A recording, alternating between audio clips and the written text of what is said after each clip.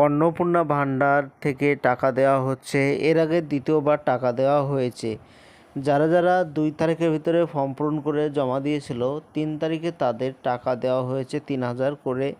এরপরে একবার 8 তারিখের দিকে অনেক মহিলার টাকা দেওয়া হয়েছে অ্যাকাউন্টে।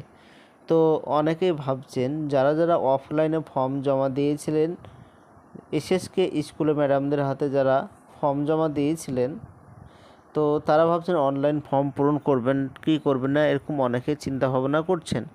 তো যারা অফলাইনে ফর্ম দিয়েছিলেন তারা অনলাইনে ফর্ম পূরণ করবেন কি না বিস্তারিত জানতে ভিডিওটি সম্পূর্ণভাবে দেখতে থাকুন। আমাদের এই চ্যানেল থেকে অনলাইনে সব রকমের তথ্য সবার আগে দিয়ে থাকি। চ্যানেলটিকে সাবস্ক্রাইব করে পাশে থাকবেন যাতে ভিডিওগুলো সবার আগে আপনার কাছে পৌঁছে যায়। অন্নপূর্ণা ভান্ডারের ফর্ম অফলাইনে দেওয়ার পর 3000 টাকা করে অনেক মহিলার অ্যাকাউন্টে পেয়ে গিয়েছে 3 তারিখে।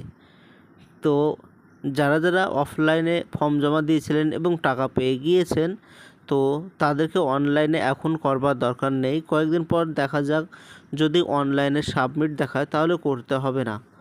আর যেসব মহিলার অফলাইনে ফর্ম দেওয়ার পরেও টাকা অ্যাকাউন্টে পাওয়া যায়নি, তাদেরকে অনলাইন ফর্ম ফিল আপ করতে হবে।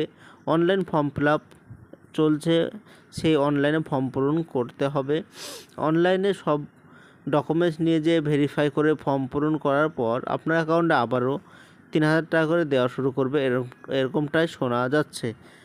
আর যাদের টাকা ঢুকে গিয়েছে অফলাইনে দেওয়ার পর, তাহলে তাদের এখন করবার দরকার নেই, কয়েকদিন থামার পর তাদের করতে হবে। আর যারা ফর্ম অঙ্গনওয়াড়ি মেয়েদের হাতে জমা দিয়েছিলেন, তাদেরকে আবারও অনলাইনে ফর্ম পূরণ করতে হবে। যদি টাকা না পেয়ে থাকেন তাহলে অনলাইনে ফর্ম পূরণ করে জমা দিতে হবে, তাহলেই আর আপনাদের অ্যাকাউন্টে টাকা ঢুকতে শুরু করবে। আর অফলাইনে দেওয়ার পর যাদের টাকা ঢোকেনি তাদের প্রত্যেকেই অনলাইন ফর্ম পূরণ করতে হবে।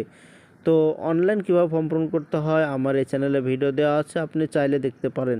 তো এটাই ছিল আজকের জন্য ছোট্ট ভিডিও। এরকম নতুন নতুন ভিডিও আমরা এই চ্যানেলে আপলোড দিয়ে থাকি। চ্যানেলটিকে সাবস্ক্রাইব করে পাশে থাকবেন।